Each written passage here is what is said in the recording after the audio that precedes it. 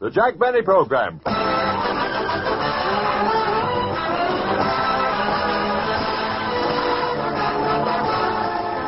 Starring Jack Benny with Mary Livingston, Phil Harris, Rochester Dennison, and yours truly, Don Wilson.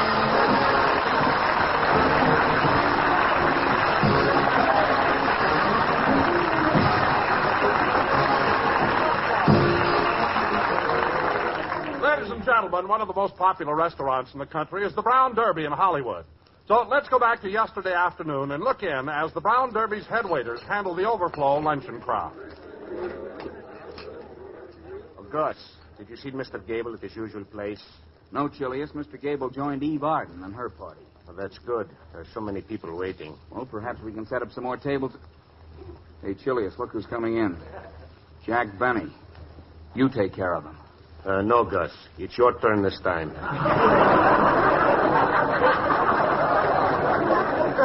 No, it's your turn. All right. I'll take care of him. He changed networks. Why doesn't he change restaurants?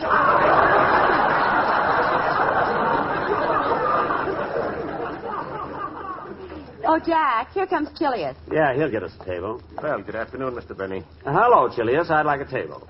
They have some lovely tables at Romanoff's. I know. Romanoff sent us here. Good afternoon, Miss Livingston. I didn't see you. I'm awfully sorry, Mr. Benny. You'll have to wait. Every table in the place is taken. Well, maybe we... Hey, Mary, look. Hey, look, there's Jimmy Stewart having lunch all by himself. I'll ask him if we can sit at his table. But, Jack, if he's eating by himself, maybe he prefers to be alone. Oh, don't be silly, Mary. You'll be glad to have company. Come on. Only, let me do the talking. Hey, Mary! Look who's here! Oh, hello, Jack. Hello, Mary. Well, if it isn't Jimmy Stewart.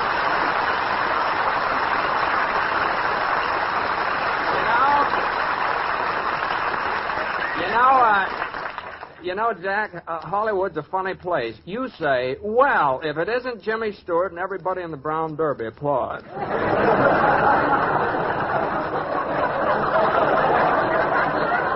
Yes, yeah. By the way, Jimmy, we're in a hurry and all the tables are taken. Would you mind if we joined you? How can he say no? You're already eating his rolls. There's enough for both of us. Sure. Come on, sit down here. Here, I'll make room for you, Mary. Well, thank you. There we are. Now, Jack, I'll move over to see Oh, you. just sit still, Jimmy. You needn't move for me. I'll squeeze right in here, and then we can... Whoops! Oh, I'm sorry, Jimmy. I knocked over the pitcher and spilled the water. Oh, that's all right. With this weather, it froze before it hit the floor.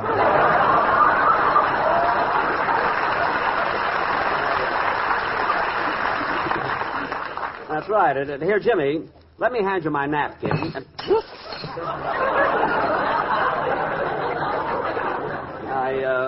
I knocked over the ketchup bottle. Better wipe it off, Jimmy. You look like an ad for Blood on the Moon. Yeah, I'm sorry, Jimmy. You know, Jack, I've been sitting here eating for 30 minutes. You've been here 10 seconds, and you've got more on me than I've got in me.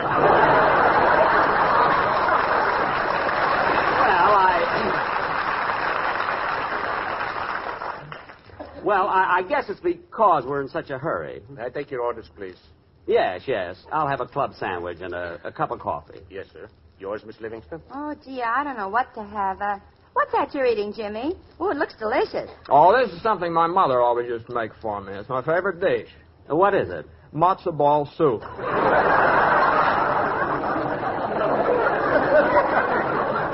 Oh. Chilius, I'll have a Caesar salad and a pot of tea. Yes, Miss Livingston. By the way, Jimmy, I saw your latest picture. You Gotta Stay Happy. And you and Joan Fontaine certainly make a wonderful combination. Oh, well, thanks, Mary. You made that picture for Universal, didn't you, Jimmy? Yes. And before that, I made Rope for Warner's, and then I made one over at MGM, one at RKO, one at 20th Century, and then one for Paramount. What's the matter? Can't you keep a steady job?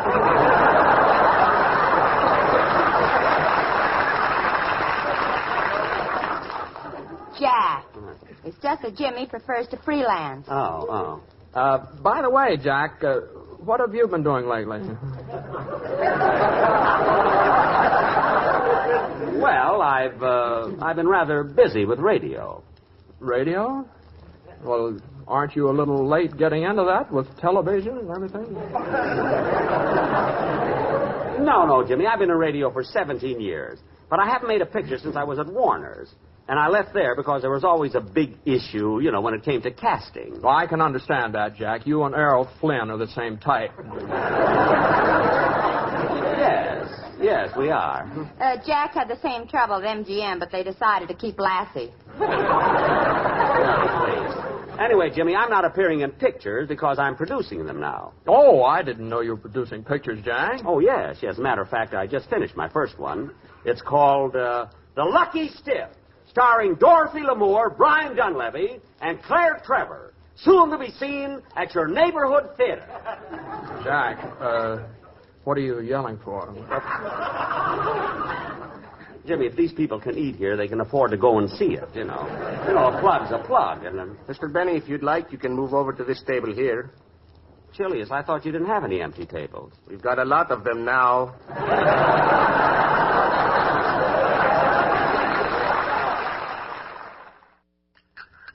Now, let's see. What were we talking about before the food came? The picture you produced, the Lucky Salad. No, the Lucky Stiff. Oh. Say, Jimmy, I've just been thinking. You're a nice guy, and here you've been having it tough not working steady at 1E1 Studio. So I'm going to do you a big favor and put you in my next picture.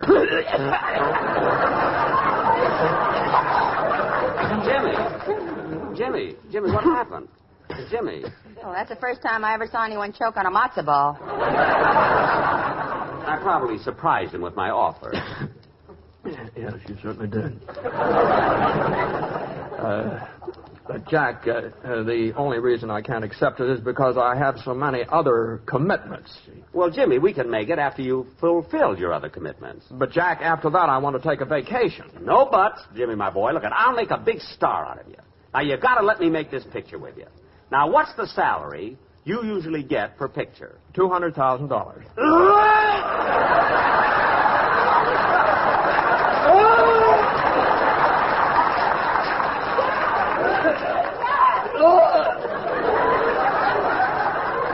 Take some water. The water is on the floor. So are you. Huh? Oh, yes. Jack, you better discuss this with Jimmy some other time. It's getting late and the whole gang will be waiting at the studio for rehearsal. Yeah. I'll get the check. Waiter, our check. Waiter. Jack, just call him. Don't wave your toupee. Jimmy, this isn't a toupee. It's just a small hairpiece. Hairpiece? I'd like to have a fur coat like that. I'd like to have you read your line right. Listen, Jack. What? Suppose I run along and start the rehearsal. Well, Well, see you later, Jack. Goodbye, Jimmy. So long, Mary. say, Jimmy, have you heard the way people are talking about Mary lately? Talking about Mary? Yes, I hate to say this, really, but have you noticed... Have you noticed how she always leaves the table just before they bring the check? It's embarrassing, you know. I hate to see it, too, you know. But anyway, Jimmy, getting back to the picture I want you to do for me. Now, I have a story. Excuse me for interrupting, but I happen to have a snapshot of you, Mr. Benny. Would you mind autographing it? Oh, I'd be happy. Say, Jimmy, would you mind lending me your fountain pen? Not at all. Here you are, Jack. Thanks. Now, let's see. With my very best wishes, Jack Benny. Here you are, lady. Thank you very much. It was nice meeting you. Oh, wait a minute, lady. This is Jimmy Stewart. Don't you want his autograph? No, but 30 years ago I would have.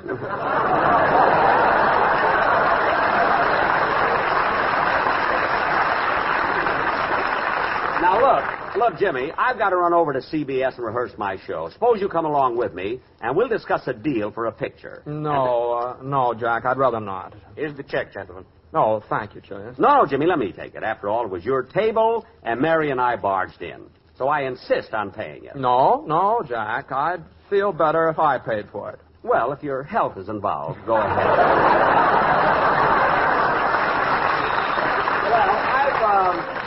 I got to run along, and, gee, my hands are kind of sticky. Where's my napkin? Oh, here it is.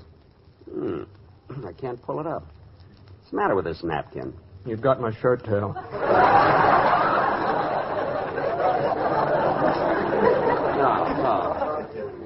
No. Here, I'm through with it.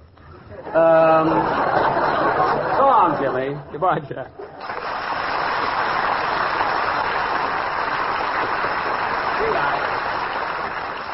I didn't realize it was so late. I hope they started the rehearsal without me.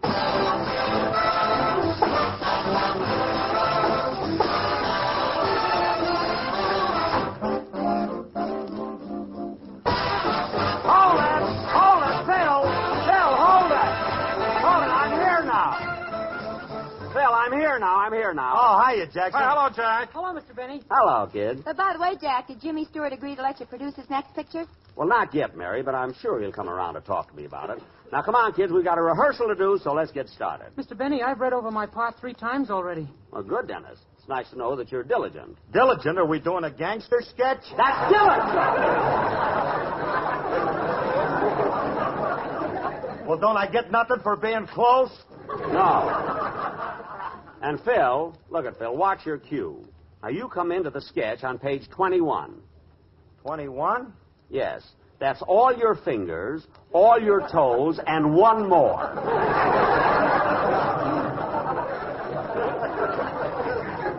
Now, Mary, in this sketch, you're going to play the part of Dennis's wife, and you've just gotten married. Dennis and I are newlyweds? Yes. And you're in Niagara Falls on your honeymoon. Where am I?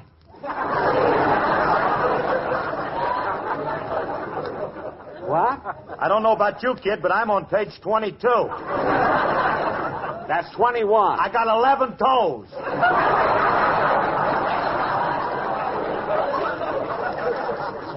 Phil, you miscounted. Try again. Now, Mary, as soon as we try... Jack, what was that? I don't know. Who fired that shot? I did. That reverberation you just heard was the result of a firearm that I discharged to test the acoustical quality of the studio. Acoustical quality? Who are you? I'm Herbert, your sound effects man. Oh. Well, look, Herbert, don't try any more shots. All I want are the sound effects that are written into the script. Well, you can depend on me, Mr. Benny. For years, I have devoted my artistry to dramatic shows, and I have mastered the most difficult sound effects ever heard on radio. Really? Yes. Oh. One in particular baffled every sound effects man in the industry. But by perseverance and sheer ingenuity, I managed to reproduce it. I see. It was on the Prudential Hour. The scene was a moonlit night, and 2 lovers were dancing out on the patio. Oh, yes, I heard that show. As the soft music filled the balmy summer evening, the 2 lovers drew closer and closer until his cheek lightly brushed against hers. That was the most delicate sound effect of all. Well, I should imagine it was. How did you get the sound of his cheek delicately brushing against hers? I slapped a hot water bottle with a piece of raw liver.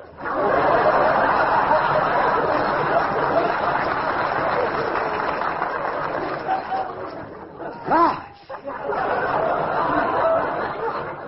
Say, those are the kind of effects we need on our show. Now, Mary, I'll write a scene where you brush my cheek, against your cheek against mine. See? But, Jack, liver's 90 cents a pound. Well, just kick me in the pants and see. Now, Don, let's take the rehearsal from that scene where we're in the house and there's a knock on the door. Okay, Jack. Herbert, give us a knock on the door. No, Herbert, a little louder. Herbert, that still isn't loud enough. Why is the knock so soft? I use Jergens.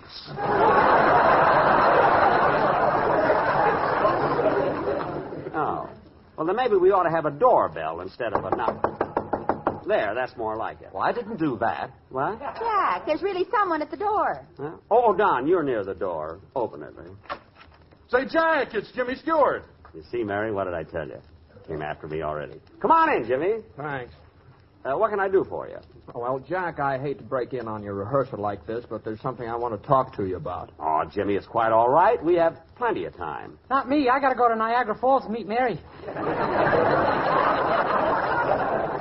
Dennis, be quiet. Now, Jimmy, what is it you wanted to talk to me about? It's about the picture. You see, Mary? Now, Jimmy, we can start production on the picture just as soon as the picture you autographed at the Derby. You kept my fountain pen.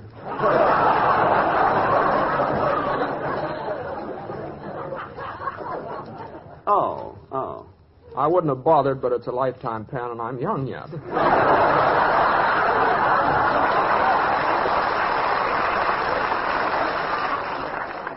Yes. Here's your pen, Jimmy. Thanks. Now, Jimmy, let's get back to business. I know you made a swell picture call. You got to stay happy.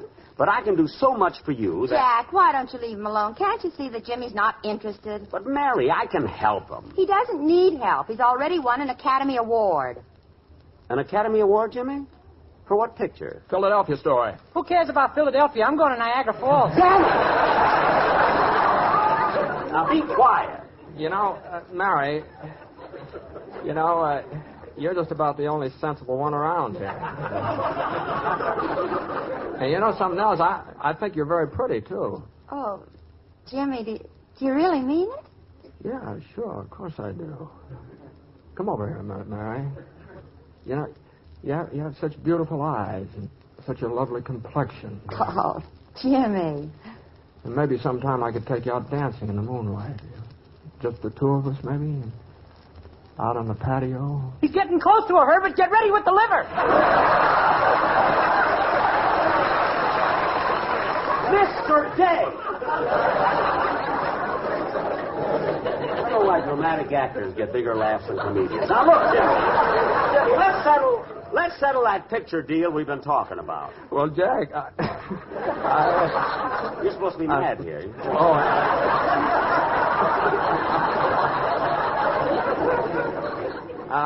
Jack, I just can't make a picture with you this year. Okay. Academy Award, he can't read.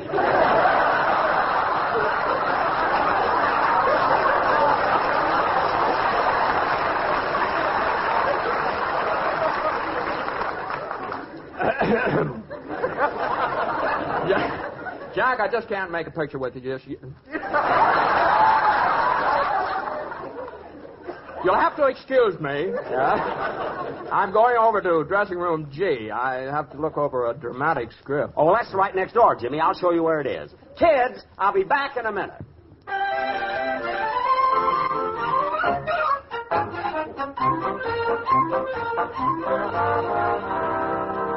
So, Jimmy, as I pointed out to you, it'll be to your advantage to make this picture for me. Jack, I realize now that when you took my fountain pen with Brown Derby, you wanted me to follow you around. What?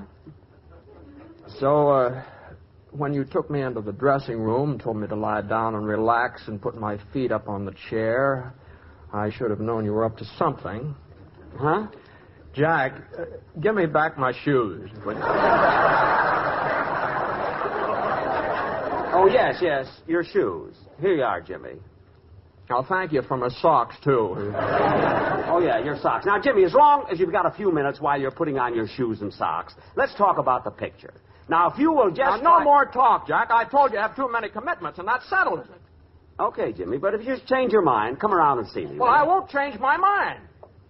Say it isn't so. Little does he know. La la la la la la la la. Now come on, kids, let's finish rehearsal and make it snappy. Rochester's waiting for me out in the parking lot with my car.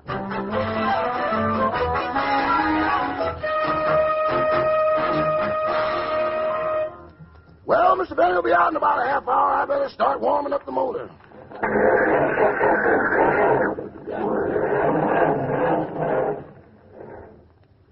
Must be something wrong with the battery again. I better take a look. Now, let's see. There's the battery, and it has the positive and the negative. Then there are the sparks. The sparks are supposed to go from the electrons to the electrodes. Or maybe they go from the generator to the distributor. Then again, maybe they go from NBC to CBS. I think this loose wire here is the trouble, so I'll just fasten it and... Hello, Rochester. Huh? Oh, hello, Mr. Stewart. Say, has Mr. Bennett come out of the studio yet? No, but he should be here any minute. By the way, Mr. Stewart, I was over to your house the day before Christmas. Mr. Benny had me drop off a package for you. Did you get it? Yes, but this time there was too much starch in the collars. Well, don't look at me. I'm rough dry. Mr. Benny's the starch man. Oh, see. You know, Rochester, your boss amazes me. How long has he been in the laundry business? Oh, a long, long time. Say, Mr. Stewart, you were born May 8, 1911, weren't you? Yes, that's right. How'd you know? You used to take our diaper service. I did? Yeah. It broke Mr. Benny's heart the way you and Gary Cooper grew up so fast. But, Rochester, I still can't understand a man of Mr. Benny's position having a laundry service in his home. Oh, the laundry's just a sideline. A sideline? Uh-huh. Mr. Benny does more business in his living room than Eastern Columbia, Broadway at night. Yeah. On Dollar Day, you can't get near the joint. All right, Rochester. Are we ready to go? Yes, boss, all set. Good. Now, first, I want you to drive me to... Jack, I'd like to see you for a second. Oh, hello, Jimmy. So you finally changed your mind and you want to appear in my picture, eh? No, it's not that. There's something I'd like to ask you. What is it? Now, look, Jack, you've been using little tricks so I'd follow you around all day, Well, yes, I must admit I did. You're not angry, are you, Jimmy? Oh, no. But tell me one thing. What is it, Jimmy? I know how you got my fountain pen. Uh-huh. I can even figure out how you got my shoes and my socks. Yeah. But how in the name of heaven did you get the filling out of my tooth? I'll tell you when we finish the picture. Come on, Rochester, drive us home. This is CBS, the Columbia Broadcasting System.